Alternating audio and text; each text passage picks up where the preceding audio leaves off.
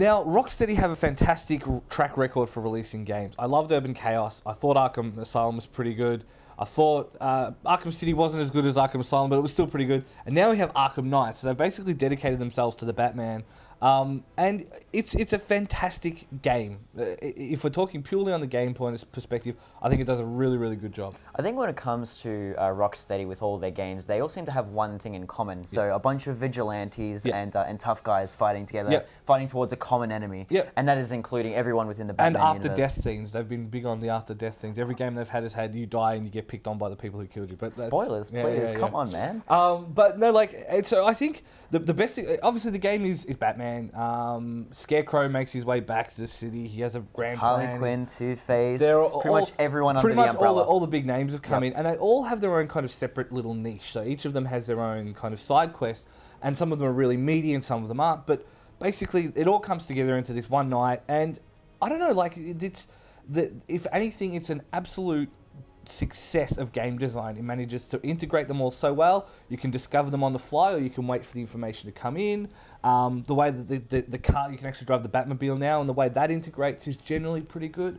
I don't know, as far as actual game, it's really, really solid. I find the mission structure to be very kind of free-flowing. So you can jump into one mission, and later on you can kind of meddle between each and every single mission. So I find it really, really free-flowing. The world is your oyster, or at least, Arkham City and the rest of Gotham City. Every single enemy, such as, Scarecrow, Two-Face, have their own little slice of life within Gotham City. So it's good to see their influence on things, such as like Poison Ivy. She starts to have all of her vines and roots everywhere, as well as Two-Face having his thugs everywhere. So stylistically it tends to work, and I think the story itself works well enough, the big reveal of the Arkham Knight and all this kind of stuff, but I just find the writing is a little bit insipid. Kevin Conroy is a fantastic Batman.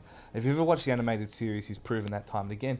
But just the lines are really lame. He's even more wooden than you expect Batman to be. Like, if they reckon that Witch is full of the gruff male trope, then I don't know what to say about Batman. Well, how else would Batman be? You've got the whole dead parents thing going on as well, but they need to they need to balance that with a bit of How do these people like him? How do these people fall in love with him when he's basically just like, I guess it's like Mad Max Fury Road. He just exists and everyone else exists around him. But that's what makes the universe colourful.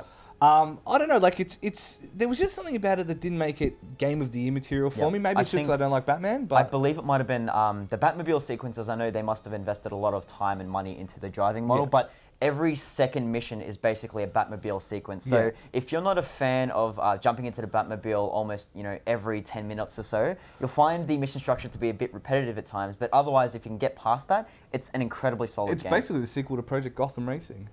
Oh goodness Project gracious! Gotham? Why did you reopen that? Why did you reopen that wound? Project Gotham.